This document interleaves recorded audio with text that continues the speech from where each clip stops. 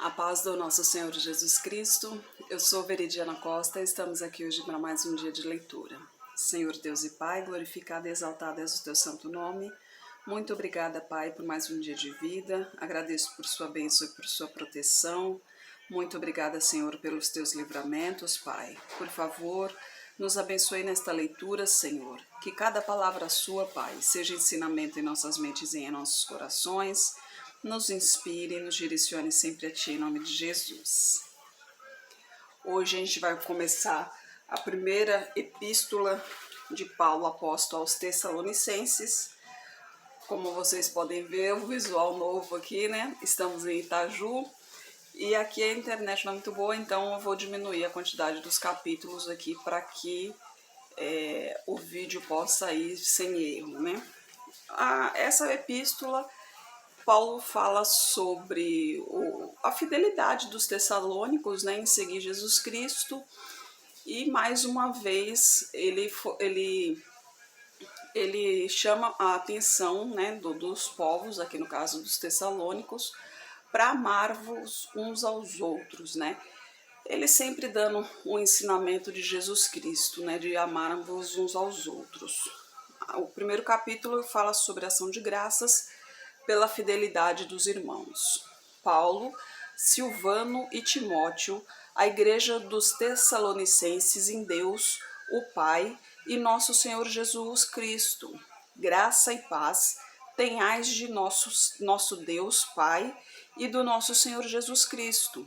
Sempre damos graças a Deus por vós todos, fazendo menção de vós em nossas orações, lembrando-nos sem cessar da obra da vossa fé, do trabalho do amor e da paciência, da esperança em nosso Senhor Jesus Cristo, diante de nosso Deus e Pai, sabendo, amados irmãos, que a vossa eleição é de Deus, porque o nosso evangelho não foi a vós somente em palavras, mas também em poder e no Espírito Santo e em muita certeza, como bem sabeis quais fomos entre vós, por amor de vós, e vós fostes feitos nossos imitadores, e do Senhor, recebendo a palavra em muita tribulação, com gozo no Espírito Santo, de maneira que fostes exemplo para todos os fiéis na Macedônia e Acaia, porque por vós soou a palavra do Senhor,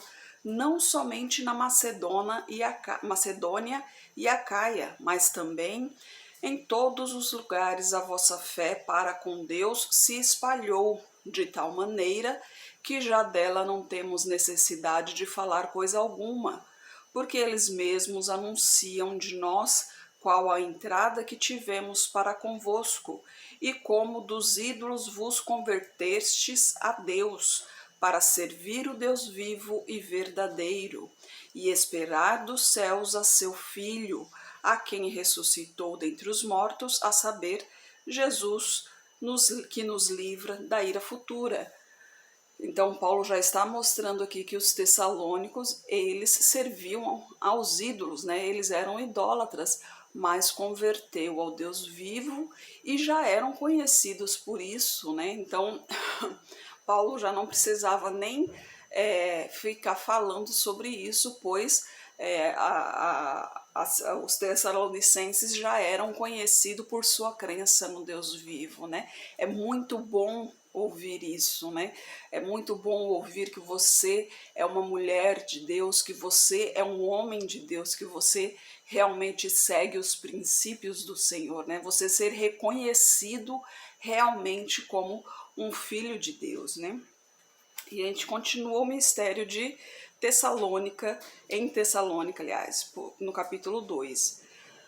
Porque vós mesmos, irmãos, bem sabeis que a nossa entrada para convosco não foi vã, mas, mesmo depois de termos antes padecido e sido agravados em Filipos, como sabeis, tomamo-nos ousados em nosso Deus, para vos falar o Evangelho de Deus com um grande combate, porque a nossa exortação não foi com engano, nem com imundícia, nem com fraudulência, mas como fomos aprovados de Deus para que o Evangelho nos fosse confiado, assim falamos não como para agradar aos homens, mas a Deus, que prova os nossos corações.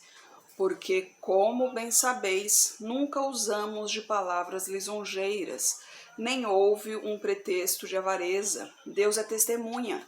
E não buscamos glórias dos homens, nem de vós, nem de outros, ainda que podíamos, como apóstolos de Cristo, servos pesados, antes fomos brandos em vós, entre vós, como ama que cria seus filhos. Assim nós, sendo-vos também tão afeiçoados de boa vontade, quiséramos comunicar-vos não somente o Evangelho de Deus, mas ainda as nossas próprias almas, porquanto nos éreis muito queridos, porque bem vos lembrais, irmãos, do nosso trabalho e fadiga, pois trabalhando noite e dia, para não sermos pesados a nenhum de vós, vos pregamos o Evangelho de Deus. Vós e Deus sois testemunhas de quão santa, justa e irrepreensivelmente nos houvemos para convosco, os que crestes. Assim como bem sabeis de que modo vos exortávamos e consolávamos, cada um de vós, como o pai a seus filhos, para que vos conduzisseis dignamente para com Deus, que vos chama para o seu reino e glória. Por isso também damos, sem cessar, graças a Deus, pois, havendo recebido de nós a palavra da pregação de Deus, a recebestes, não como palavra de homens, mas, segundo é na verdade, como palavra de Deus, a qual também opera em vós, os que crestes, porque vós, irmãos, haveis sido feitos imitadores das igrejas de Deus que na Judéia estão em Jesus Cristo, porquanto também padecestes de vossos próprios concidadãos, o mesmo que os judeus lhes fizeram a eles, os quais também mataram o Senhor Jesus e os seus próprios profetas, e nos têm perseguido, e não agradam a Deus, e são contrários a todos os homens, e nos impedem de pregar aos gentios as palavras da salvação, a fim de encherem sempre a medida de seus pecados. Mas a ira de Deus cai sobre eles até o fim. Nós, porém, irmãos, sendo privados de vós por um momento de tempo, de vista, mas não do coração, tanto mais procuramos com grande desejo ver o vosso rosto. Por isso bem quisemos outra e outra vez ir ter convosco, pelo menos eu, Paulo, mas Satanás nos-lo impediu, porque qual é a nossa esperança ou gozo ou coroa de glória? Porventura, não o sois vós também diante de nosso Senhor Jesus Cristo em sua vinda? Na verdade, vós sois a glória, a nossa glória e gozo. Deus é maravilhoso, né? Paulo está falando aqui aos Tessalônicos, né? Imagina só, Paulo está querendo ir a Tessalônica para conversar com os irmãos, né? Para parabenizá-los pela exortação a Jesus Cristo, né? Por seguir a Jesus Cristo, por acreditar, deixar os seus maus caminhos, né? Deixar de serem idólatras e seguirem ao Senhor. E ele fala claramente aqui que está sendo impedido por Satanás, né? E isso ainda acontece muitas e muitas vezes. Nós estamos tentando falar a palavra do Senhor aos ímpios, estamos tentando chegar às pessoas, tentando lhe abrir os olhos para o que está acontecendo. Olha quantas coisas acontecem no mundo, quanta barbaridade, o mundo está cada vez mais violento, as pessoas não têm mais paciência, né? É o estresse, é obsessão, é tanta coisa acontecendo.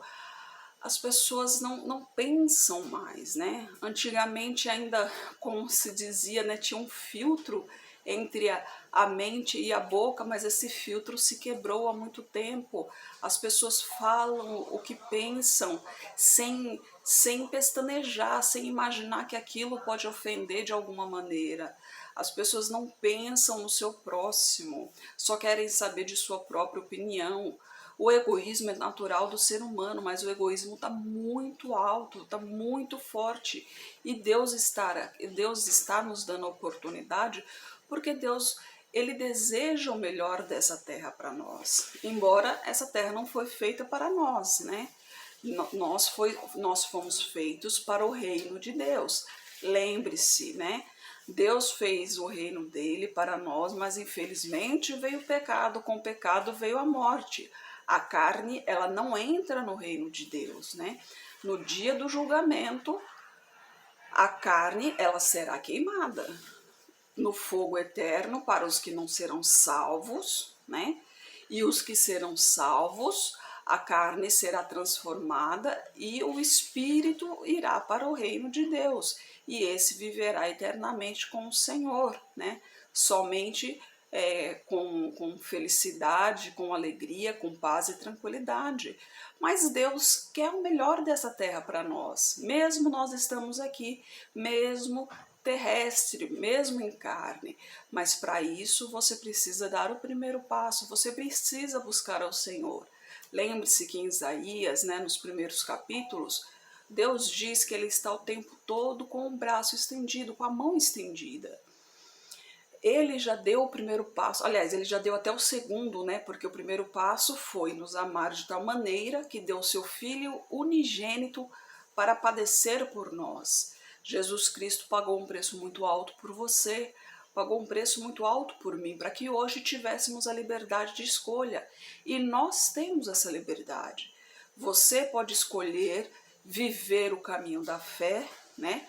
Onde você terá a sua proteção, terá obviamente a sua bênção seguindo os mandamentos do Senhor e receberá o seu galardão no final de tudo, que é a vida eterna ao lado do Senhor.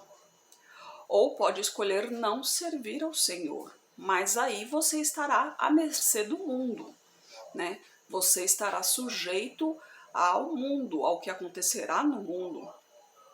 E o final do mundo é morte, e é morte no fogo ardente.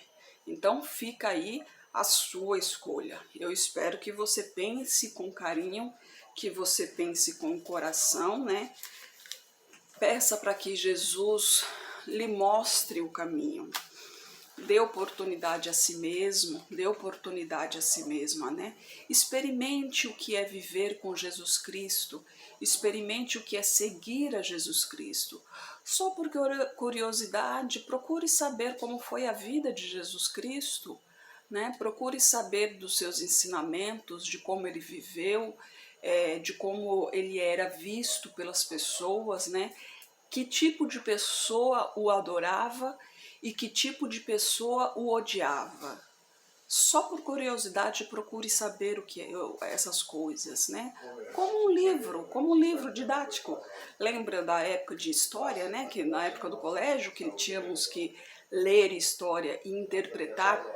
Aliás, interpretar normalmente era literatura, né? Que tínhamos que interpretar. Então, leia o livro, interprete, procure entender, né, quem era realmente Jesus Cristo e o porquê que ele foi tão odiado e tão amado. E hoje continua assim, ele continua sendo odiado e continua sendo amado. Então entenda o porquê para que você possa tomar a sua escolha. E eu oro a Deus para que você tome a escolha certa. Senhor Deus e Pai, glorificado e exaltado és o teu santo nome. Muito obrigada, Pai, por tuas palavras, por tuas mensagens, Senhor. Eu peço a Ti por essa pessoa que está me ouvindo, Pai. Eu não sei onde ela está nesse momento, Senhor, mas toque em seu coração, Pai. Abra os seus olhos espirituais para que ela veja a sua volta, Senhor. O que está acontecendo, Pai. O porquê que a vida dela anda desse jeito, Senhor. O que está amarrando a vida dela nesse caminho perdido, Pai. Com tanta aflição, Senhor. Que ela tenha a oportunidade de te conhecer, Pai. De viver sob suas asas, Senhor. Eu peço a Ti por toda a minha parentela, por toda a parentela de meu esposo. Derrama a Tua unção sobre cada um deles, Pai. Manifesta o Teu poder na vida de cada um e traga todos para o Seu caminho, Pai. Peço a Ti pelos nossos governantes, pelas nossas autoridades, que os Teus anjos estejam direcionando cada um deles de acordo à Tua vontade, Pai. Peço a Ti pelos Teus filhos, Pai. Por favor, nos capacite cada vez mais para proclamarmos o Teu Evangelho, Senhor. É o que eu oro em nome de Jesus. Amém. Que Jesus Cristo esteja em seu coração e que Deus abençoe.